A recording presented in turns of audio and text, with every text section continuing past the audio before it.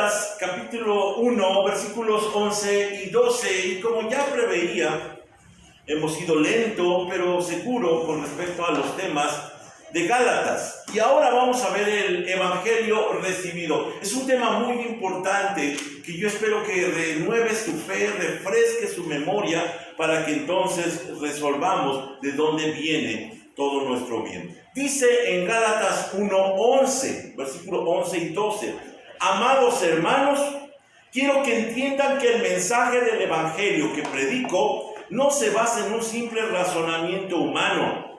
No recibí mi mensaje de ninguna fuente humana, ni nadie me lo enseñó. En cambio lo recibí por revelación directa de Jesucristo. Esa es la experiencia del apóstol Pablo. Sin embargo, se ha dicho, y en forma de broma espero, que en la iglesia se manejan 5 evangelios. El primero de ellos, el evangelio según San Mateo, según San Marcos, el evangelio según San Lucas, el evangelio según San Juan y el evangelio según San Yo, que es el resultado de todas esas citas que subrayamos en nuestra Biblia y que son nuestras favoritas. Ahora, es interesante, sin embargo, la contraparte negativa, en donde a nosotros nos gusta una parte solamente de la porción de la palabra y la demás la desechamos o la olvidamos. Un ejemplo de esto lo encontramos en Mateo 11:28. Nos gusta mucho cuando dice: venid a mí todos los que están trabajados y cargados, y yo los haré descansar. Pero olvidamos la otra parte, que dice: llevad mi yugo sobre vosotros y aprendan de mí. Es decir, que nosotros conformamos el pensamiento de nuestro evangelio según la conveniencia. Sin embargo, el apóstol Pablo dice que hay un solo evangelio, que solamente el producto de Jesucristo se resume en un evangelio. Ahora vamos a ver un poco más de cerca la figura del apóstol Pablo. ¿Y por qué la vamos a ver? Porque sin duda alguna, después del Señor Jesucristo, la biografía del apóstol Pablo es la más conocida en el Nuevo Testamento. Miren, nada más por tomar una anotación rápida, encontramos en 2 Corintios capítulo 12, cómo les están narrando acerca de sus experiencias espirituales. O en otro pasaje en Filipenses 3 les da la genealogía de donde él surge. Y por ejemplo en Gálatas encontramos también experiencias sociales en la iglesia. Y parece ser como que Pablo insiste en ser el centro de atención de la iglesia. Y esto no coincide justamente con lo que habíamos dicho acerca de su rechazo de la adulación y de la importancia. Él había dicho que tanto él como Apolos eran siempre mensajeros, y lo importante era el mensaje, no el mensajero. Así que la pregunta es: ¿y por qué lo vemos tan reiteradamente en sus escritos defendiendo su apostolado? Sin duda alguna, conocemos su autobiografía por causa de los problemas que tenía que enfrentar. Dice en un comentario bíblico que vamos a estar analizando en este tiempo, del expositor Nicole, lo siguiente: el evento más grande en la historia del cristianismo, después del día de Pentecostés, fue la conversión de Pablo a la fe en el Señor Jesús. Mira hasta qué punto llega este escritor a determinar que esta experiencia de Pablo fue tan importante para el cristianismo, que entonces Dios la utiliza para el bienestar de nosotros hasta nuestros tiempos. La pregunta que vamos a tratar de contestar es: ¿cuál es el evangelio que recibió Pablo? ¿Qué es lo que él entendió con respecto al evangelio de Jesucristo? Así que vamos en primer lugar a la experiencia de Pablo. ¿Qué es lo que él está viviendo? Y vamos al contexto social en que se está desarrollando. Hay que recordar que el apóstol Pablo recibió una muy pulida educación. Él tuvo a los mejores maestros, es un hombre letrado, es un hombre que conoce de filosofía, es un hombre que conoce las bases del judaísmo, pero sin embargo nunca recibió enseñanza del evangelio. Atención con eso. Dice él, según lo que acabamos de leer, que no recibió ese mensaje del evangelio de ninguna fuente humana. Así que en eso no fue instruido, en eso no fue enseñado, ni lo recibió de su maestro Gamaliel, a quien llega a mencionar, ni de Ananías, quien Dios utilizó para sanarle los ojos, ni de los apóstoles. Y entonces nos hace ver por qué los opositores lo atacaban. Porque ellos reconocían que no había ningún nexo con nadie famoso, con nadie reconocido, de donde hubiera sacado el evangelio que ahora está presentando a los gentiles. Y ese es el gran enojo de sus opositores. Los adversarios insisten que su evangelio era falso o que había sido instruido por algún maestro inferior. Tal vez como Ananías dijeron, a lo mejor tomó el tiempo. Nosotros sabemos por la escritura que no fue así. Ellos, sin embargo, los maestros judaizantes presumían haber sido instruidos por los apóstoles mismos, porque ellos sí los conocían, porque ellos sí los tenían como sus maestros. Ahora, aquí hacemos un pequeño paréntesis para preguntar, ¿por qué era importante Pablo y su apostolado? Obviamente, en primer lugar decimos que no solo era por enseñar el evangelio a los gentiles, sino porque el evangelio que él enseñaba dependía de él. Déjeme explicar esto. Obviamente sabemos que el evangelio depende de Jesucristo.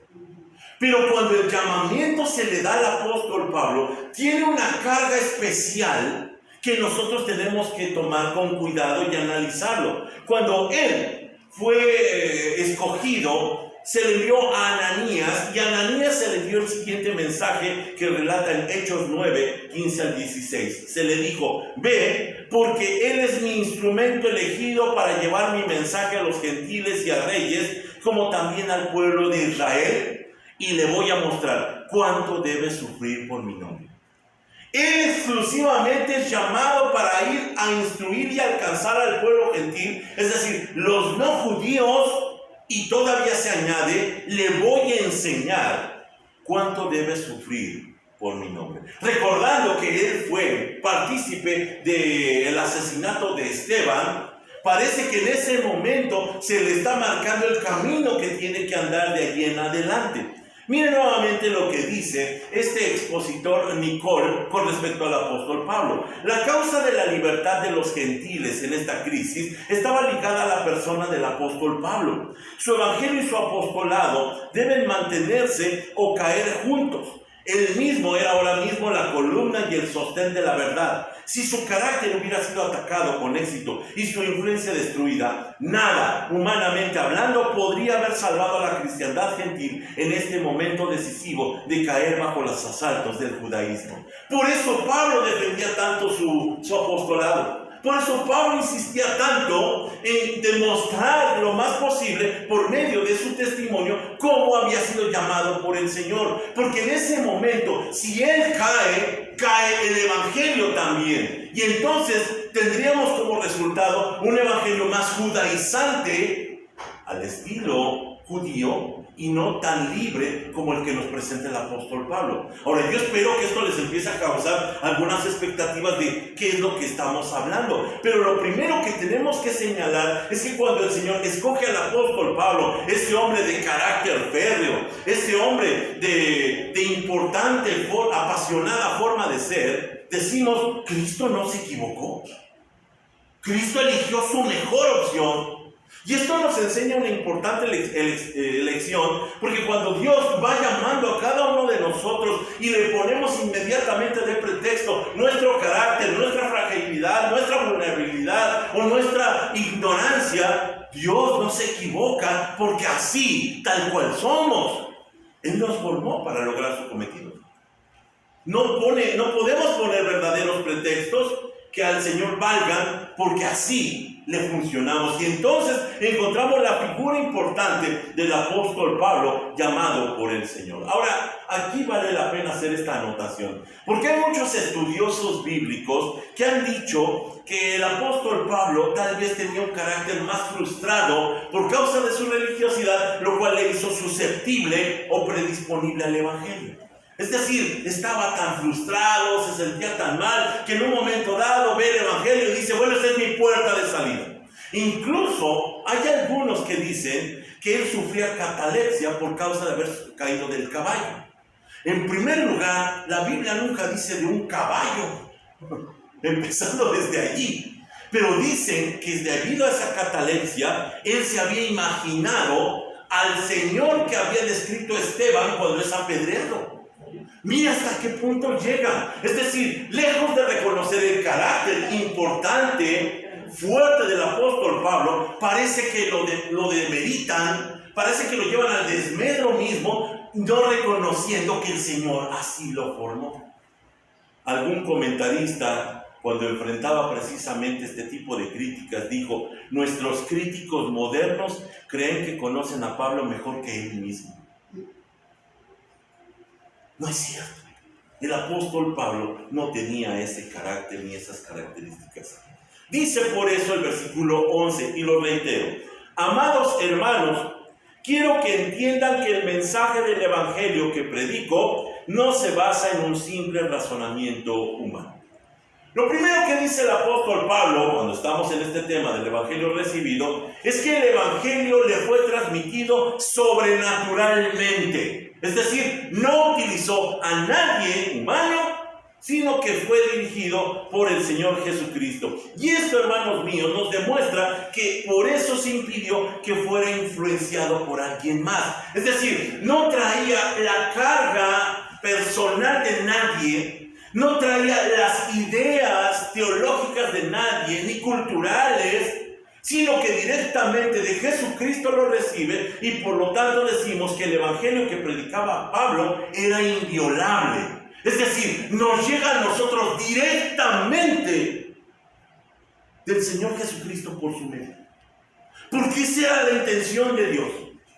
Dios utiliza a este hombre para delegarnos y entregarnos el evangelio tal cual tenía que ser entregado. No utilizó a Pedro, no utilizó a Juan, no utilizó a Andrés, no utilizó a ninguno de los 12, utilizó a Pablo. Y esto es muy importante porque entonces esto nos genera una crisis tremenda con dos preguntas. ¿El evangelio es apostólico? Es decir, ¿es de los 12? Déjeme complicar todavía más la pregunta. ¿La iglesia debe ser apostólica? Mira el gran conflicto de las iglesias actuales, cristianas y no cristianas, todas van en torno a ser apostólicas, para que entonces tengan el carácter, para que tengan la autorización, para que tengan el poder, supuestamente, por causa de los apóstoles, que fueron los que legaron entonces este evangelio. Según el apóstol Pablo, el argumento de lo que dicen los versículos 11 y 12, de que no se basa en simples razonamientos humanos y que no lo recibió de nadie, destruye completamente esa idea. ¿Se da cuenta? La destruye, la hace polvo. ¿Cuál evangelio apostólico? ¿Cuál lucha doctrinal apostólica en las iglesias? Si tenemos los ministerios, si tenemos los dones, si tenemos los nombramientos, el apóstol Pablo en ese momento destruye todo, destruye la jerarquización eclesiástica impuesta hasta nuestros tiempos. Esto es muy importante porque cuando nosotros hablamos de la libertad del nuevo pacto, implicaría que todo creyente podría tener el evangelio sin pasar necesariamente por medio de los 12 apóstoles. Ojo con esto. Es decir, el evangelio llega directamente de Dios. Nosotros preguntamos, ¿y qué pasa con la institución de la iglesia? Cuando la iglesia fracasa, Dios no. El evangelio no está sujetado a la iglesia y sus aciertos o fracasos. El evangelio está sujeto a Jesucristo solamente. Por eso hay garantía. Nosotros decimos de tal y cual iglesia, y nosotros lo que estamos con nuestros prejuicios, con nuestras manipulaciones, no podemos, sin embargo, a pesar de que quieramos, doblar el evangelio y manipularlo y transformarlo, porque solamente depende del Señor. Cuando nosotros hablamos de los evangelios alternativos, y es un tema que vamos a ver más posteriormente, el evangelio de la circuncisión que menciona el apóstol Pablo y el evangelio de la incircuncisión, nos damos cuenta que definitivamente por eso el apóstol Pablo es llamado e instruido para entregar otro paquete muy distinto al que pudieran haber entregado los 12. Esto vemos en reflejo ahora que estoy trabajando un poco en este libro de Juan, que también él insiste en quitar estas estructuras jerarquizantes o apostólicas para entregar un evangelio más bien puro, libre, en donde no haya ninguna manipulación cultural, religiosa, de ningún tipo, y en donde simplemente el evangelio sea inviolable. El evangelio que recibió el apóstol Pablo no pudo tener las bases apostólicas de los 12 porque estaba dirigido a los gentiles. Y ese, hermanos míos, es el reclamo de Gálatas. ¿Por qué están caminando rumbo a ese supuesto evangelio judío cuando se va a terminar, cuando ya tiene una fecha de caducidad, cuando las cosas serán distintas de aquí en adelante para toda la humanidad? Este es el gran reclamo. Y por eso Pablo insiste. Vea el versículo 12, ahora con nueva perspectiva. No recibí mi mensaje de ninguna fuente humana, ni nadie me lo enseñó. En cambio lo recibí por revelación directa de Jesucristo. Juan Calvino, el reformador suizo, dijo que este era el argumento más poderoso de toda la carta. Tal vez creo que estamos coincidiendo. Decía él que era la bisagra principal sobre la que giraba el tema. Es decir, aquí se explica todo. Pablo no había recibido el evangelio de los hombres, sino que Dios se lo había revelado. Esto es muy importante. Mire lo que dice Albert Rines, un erudito de griego. Dice, el texto griego dice, no según el hombre, de forma literal. Es decir, no fue designado por el hombre, ni tenía instructor humano para hacerle saber cuál era el evangelio. Esto es muy probablemente dicho en respuesta a sus oponentes que habían mantenido que Pablo había derivado su conocimiento del evangelio de otras personas, ya que no había conocido personalmente al Señor Jesús, o había sido del número de aquellos a quienes Jesús llamó a ser sus apóstoles. Hay que recordar que cuando Pablo mira a Jesucristo, no lo mira ya en el ministerio terrenal, él lo mira en el camino a Damasco, ya resucitado y glorificado. Él no conoce lo que sucedió antes, a lo mejor se entera después, pero él mira a Jesús de otra forma, y por eso lo acusaban sus opositores. Es que tú no perteneces al grupo. Es que tú no puedes ser apóstol porque no fuiste llamado de los 12. Mire, yo no apoyo el apostolado hoy. En todo caso, el apostolado existe para todos, porque todos somos mensajeros, o no existe absolutamente. No hay forma de poder sostenerlo. Porque esta era la gran acusación que tenían con el apóstol Pablo. ¿Tú de dónde saliste? ¿Tú de dónde vienes con este evangelio? ¿De dónde vienes con esta doctrina? Y él dice claramente, sin ruborizarse, sin avergonzarse, dice, no lo recibí de ningún humano, sino que me lo reveló directamente Jesucristo. Esto enfatiza muchísimo lo que ya habíamos visto con respecto a lo que para el apóstol Pablo significaba la resurrección de Cristo. Él cuando lo mira, y lo mira el glorificado, y lo mira el resucitado, él se da cuenta de que el evangelio era muy distinto a lo que él estaba pensando. Ahora, para poder responder esta pregunta de qué es lo que recibió el apóstol Pablo, vamos a nuestra experiencia personal. Le va a extrañar un poco, pero déjeme comparar lo que le pasó al apóstol Pablo con lo que pasa actualmente. Y esto va a cambiar nuestra perspectiva del evangelio. Para comprender la experiencia de Pablo, es necesario comprender nuestra propia experiencia. La primera pregunta que vamos a responder es, ¿cuál es la revelación a la que Pablo hace referencia? ¿A qué se está refiriendo el apóstol Pablo cuando dice, yo lo recibí directamente del Señor? La respuesta es muy simple, la revelación de Jesucristo. ¿Estamos de acuerdo? La revelación de Jesucristo. Pero en esa frase tan simple, hay mucha profundidad, sobre todo en la palabra revelación. La palabra revelación es la misma que se utiliza en el último libro de la Biblia. ¿Se acuerdan cómo se llama? Apocalipsis. Eso es lo que significa revelación. Y cuando hablamos de revelación, decimos que es descorrer el velo. Eso es revelación. Algo que estaba allí, pero no se veía, y que fue necesario quitar un estorbo para que se viera. Eso es revelación, descorrer el velo. Y Pablo utiliza esta ilustración proveniente del Antiguo Testamento cuando habla de Moisés. ¿Se acuerda de Moisés? Dice que subía a la presencia de Dios y cuando regresaba llegaba con una característica muy especial. ¿Se acuerda? Sí. Brillaba su rostro. Y era necesario que se cubriera con un velo para que no molestara a sus interlocutores. Dice el apóstol Pablo entonces en 2 Corintios 3, versículos 13 al 18. No somos como Moisés, quien se cubría la cara con un velo para que el pueblo de Israel no pudiera ver la gloria, aun cuando esa gloria estaba destinada a desvanecerse. Pero la mente de ellos se endureció y hasta el día de hoy, cada vez que se lee el antiguo pacto, el mismo velo les cubre la mente para que no puedan entender la verdad.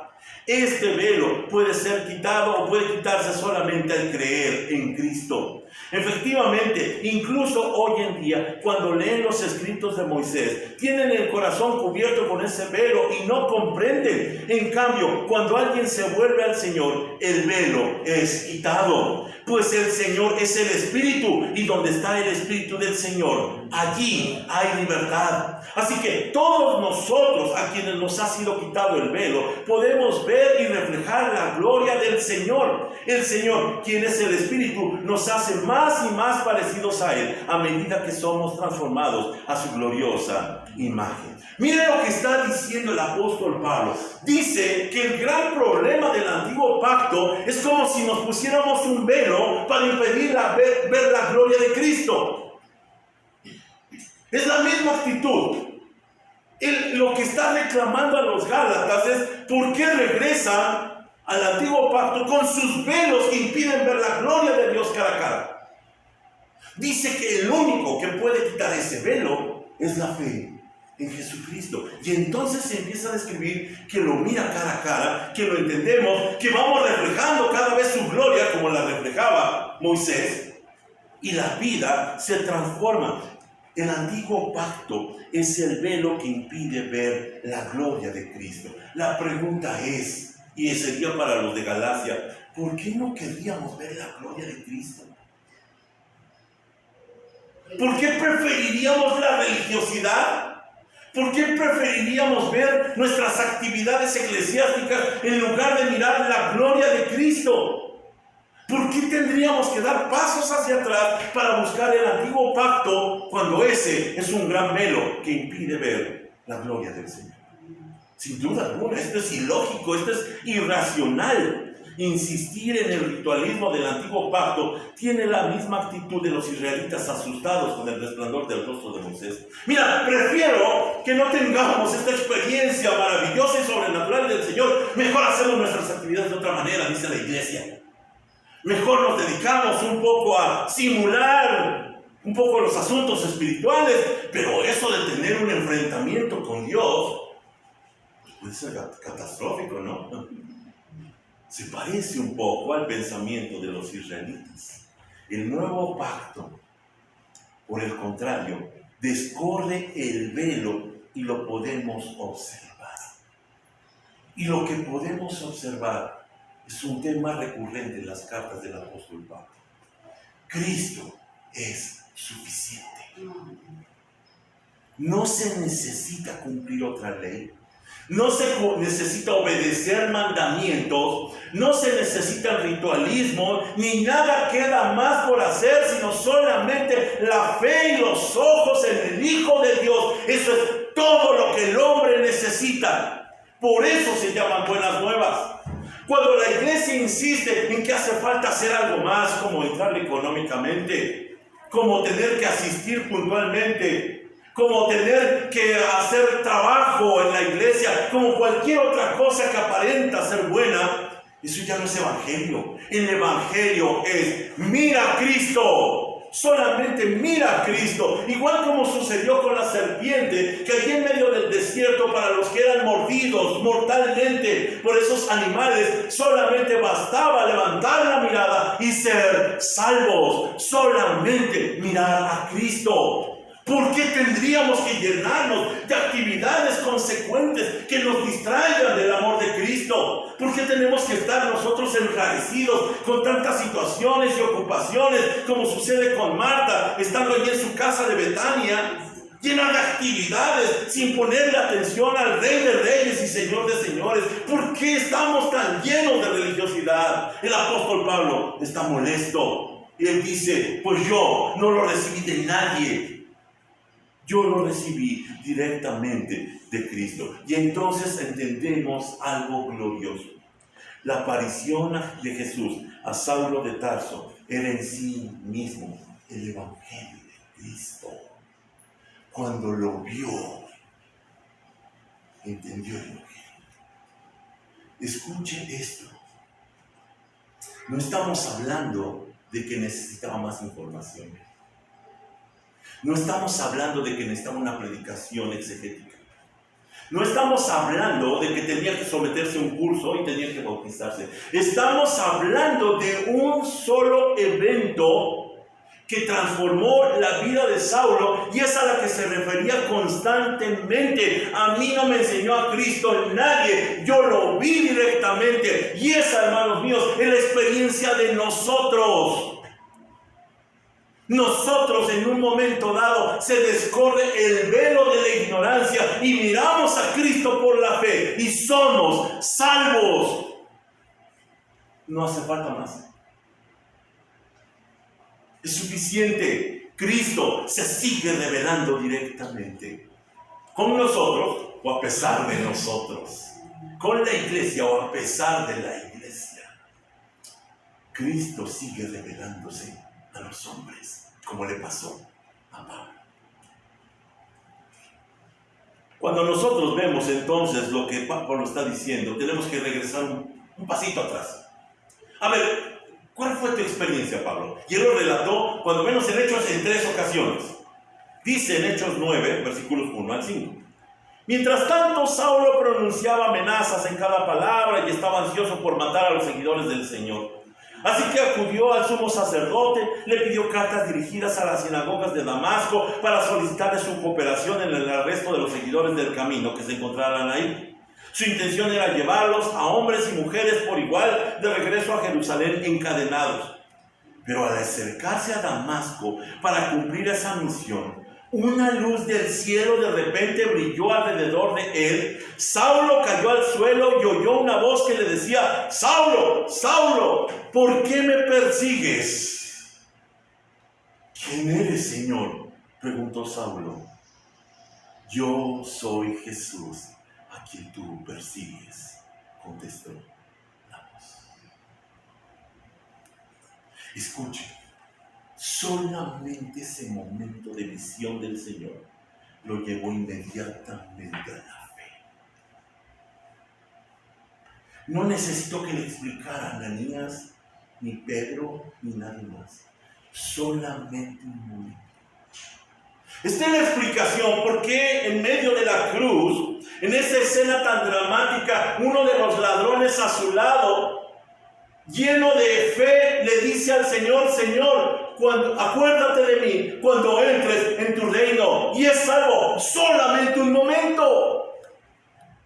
Es la misma explicación de ese centurión que está a los pies de la cruz, que levanta la mirada y al verlo morir dice: verdaderamente este hombre era justo. Solo un momento. Se descorre el velo y entendemos que Él es el Señor. Eso es lo que está diciendo el apóstol Pablo. Eso es lo único que necesitamos creer. Es bueno tener mucha información, pero es mejor tener la visión del Hijo de Dios como nuestro Salvador. Esto le hace tanta justicia a ese canto de hace años. ¿Se acuerdan? Una mirada de fe. Una mirada de fe es la que puede salvar. pecador. Solamente una mirada. La iglesia ha insistido tanto en tantos métodos, en tantos programas, en tantas consecuciones, que ha llevado a la gente a creer que se trata de un compendio de conocimientos, de unas situaciones de cumplimientos para llegar a alcanzar la gracia de Dios. Y dice el apóstol Pablo que no. Cristo es suficiente, y cuando a alguien se le revela, ese momento transformó su vida y es salvo. Se descorre el velo, lo mira y comprende y cree. Nuevamente, el comentario, Nicole, ahora un tramo más grande, explica mucho esto. Dice, la cruz que había sido el tropiezo de Saúl, que afrentaba profundamente su orgullo judío, a partir de este momento se transformó. La gloria del Redentor exaltado arrojó su luz sobre el árbol de la vergüenza, la maldición de la ley descansando visiblemente sobre él, el rechazo de los hombres lo marcó como el sacrificio elegido por Dios por el pecado. Esta explicación se presentó de inmediato a una mente instruida y agudamente teológica como la de Saulo, tan pronto como se hizo evidente que Jesús no estaba maldito como había supuesto, sino aprobado por Dios. Así que el evangelio de Pablo le fue dado de un plumazo. Jesucristo muriendo por nuestros pecados, Jesucristo viviendo para salvar y gobernar. He aquí las buenas nuevas. El apóstol lo tenía con una autoridad no menor que la del Salvador resucitado. De él lo recibió para publicarlo en todo el mundo. Si esa forma de esplendor celestial era Jesús, entonces ciertamente resucitó. Luego, él era el Cristo, él era, como afirmó, el Hijo de Dios. Si él era el Señor y Cristo, y sin embargo murió por la voluntad del Padre en la cruz de la vergüenza, entonces su muerte solo podría ser una propiciación aceptada por Dios por los pecados de los hombres, cuya eficacia no tenía límite y cuyo mérito no dejaba ningún límite ni espacio para las obras legales de justicia. Si este Jesús era el Cristo, entonces las suposiciones del judaísmo de Saulo, que lo habían llevado al odio blasfemo y la indignación hacia él, eran radicalmente falsas, y esto lo comprendió en un solo momento, en un solo instante. Si la iglesia se dedicara solamente a exponer el trabajo del evangelio, el mensaje del evangelio, habría mejores resultados que cuando lo dejamos a plazos o lo masificamos para que la gente vaya entendiendo. Si en lugar de dedicarnos a tantas actividades con varones, con mujeres, con jóvenes, con niños, nos dedicáramos a abrir la bendita palabra de Dios y demostrar quién es el Cristo, tendríamos mejores resultados. No, la iglesia no está fundada en el apostolado. Está fundada en Jesucristo, la roca. Los apóstoles, junto con nosotros, somos piedras, no cimiento. Así que es un duro golpe, un duro revés para todas las pretensiones humanas. Esta es la razón por la cual el evangelio ha sido encontrado leyendo la Biblia, leyendo un folleto, escuchando una alabanza, escuchando una predicación, o en un atardecer siendo llevado a la revelación de Jesucristo. El método lo elige el Señor. El glorioso evangelio no viene de los hombres. No viene de una iglesia institucionalizada. No viene de un formato eclesiástico ni autorizado apostólico.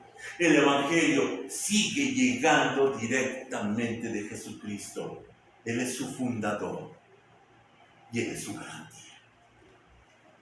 Así que, lejos de que pensemos que hoy, cuando la iglesia está tan lastimada, está tan vilipendiada, está tan perdida, está con tanta religiosidad, este mundo entonces pierde la esperanza, Jesucristo dice: no, yo sigo buscando a los hombres.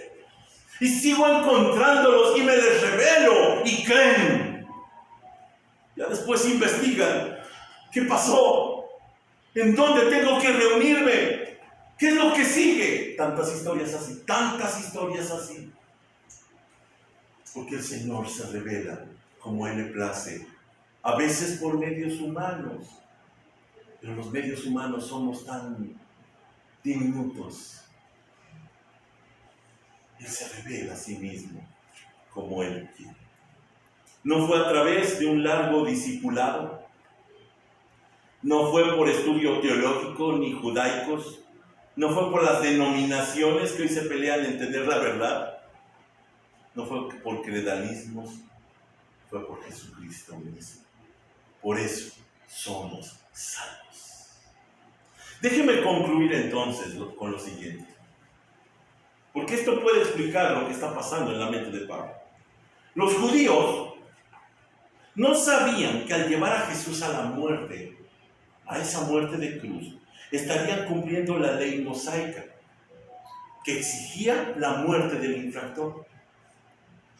Y no sabían, por consecuencia, que estarían terminando con esa era de la ley mosaica. Lo que no querían, ellos querían tener la ley permanentemente. Incluso por eso se filtran a la iglesia y quieren que la ley siga existiendo. Pero lo que no sabían es que cuando Cristo la cumple en la cruz, la ley deja de funcionar y se desactiva. Ya no hay nada que reclamar. Ya no hay ninguna forma de acusar a nadie. Porque Jesucristo es Él por nosotros, en nosotros. Ahora las cosas se transforman. Y eso fue lo que le pasó al apóstol Pablo. Pablo lo comprendió por la fe en un solo momento. Miró al Salvador y fue bautizado. La pregunta es, ¿ya vio usted al Salvador? Solamente basta verlo una vez. Y cuando lo vea, su vida se transforma. ¿Cómo lo puedo ver? Yo no le voy a decir. Yo no lo podría explicar. Cada experiencia es tan distinta. Cada forma como el Señor se manifiesta es tan particular. Lo que sí es cierto es que Dios sigue buscándonos. Sigue esperando que recibamos el Evangelio. Le invito a orar, inclinar nuestros rostros y dar gracias a Dios por este mensaje que recibió Pablo y que está disponible para nosotros. Padre, te alabamos por tu palabra. Te agradecemos, Señor, porque no depende de esfuerzos humanos, porque no depende de ninguna situación en donde nosotros, Señor, tengamos que manifestar alguna verdad que tú ya tienes. Te agradecemos, Señor, por tu palabra. Te agradecemos por la fe a la que nos invitas. Y sobre todo por la revelación en Jesucristo, que es justamente lo que necesita todo ser humano, todo ser viviente, para que entonces su vida sea transformada a la gloria de Jesucristo. Te pedimos entonces que sigas abriendo el entendimiento y que nos dejes comprender una sola cosa, que Jesús es el Señor. Te pedimos entonces que abras nuestros ojos de la fe y que nos aprendamos, Señor, fuertemente de esta gran verdad para que las vidas sean transformadas. Glorificamos tu nombre, Señor, porque nosotros también podemos dar testimonio que no fue por causa de nadie, sino fue por tu causa, porque tú quisiste salvarnos y tener misericordia de nosotros. Salva entonces, Señor, a tu pueblo. Sigue rescatándolo y revelándote a través de ellos. Te pedimos, Señor, que te manifiestes según tu voluntad. Oramos en el glorioso nombre de Jesús, nuestro Señor. Amén. Amén.